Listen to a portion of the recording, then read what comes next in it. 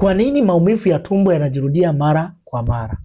Mwanamke, ukiona unapata dalili hizi za maumivu ya tumbo kujirudia mara kwa mara, jua mwili wako unajaribu kucommunicate na wewe, unajaribu kukwambia kitu, na kuna sababu ambazo hupelekea hali hii ya maumivu ya tumbo kujirudia mara kwa mara.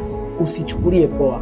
Sababu ya kwanza ni mashambulizi hatari ya pelvic inflammatory disease, yani PID, mashambulizi kwenye via vya uzazi. Sababu ya pili ni ile hali tunayosema ni ugonjwa wa UTI, mashambulizi kwenye njia ya mkojo. Ila sababu ya tatu ni kwamba hivi, wewe mwanamke unaweza ukawa na fungus, sawa, na bakteria, sawa, sugu kwenye via vyako vya uzazi. Ila sababu nyingine ni ile hali ya kuwa na uvimbe kwenye kizazi, sawa. Hii inaweza ikawa ni endometriosis, fibroids au endometrium au ovarian cyst, sawa. Hizi zote zinapelekea maumivu makali kwenye tumbo, sawa, hasa chini ya kitovu.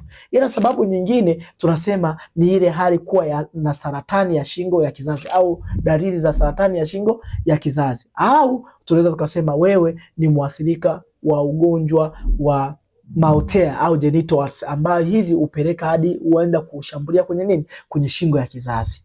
Hivyo basi, mwanamke, unapoziona dalili hizi usizichukulie poa, maskini ya Mungu, kwa maana litakuja kukupata kama lilompata binti fulani ambaye yeye alikuja kushtuka na anaenda kutibiwa, ana mtoto, ila anaambiwa kizazi kimerika na ili upone inabidi kiondolewe.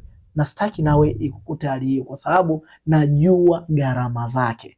Hivyo basi, kama una changamoto hiyo, una dalili hizo, au shaambiwa na nitafute nikupatie tiba asili zisizokuwa na kemikali ili uweze kuondokana na hiyo changamoto kabisa. Sawa? Usiache kulike, kufollow na kushare ili watu wengi wapate elimu hii.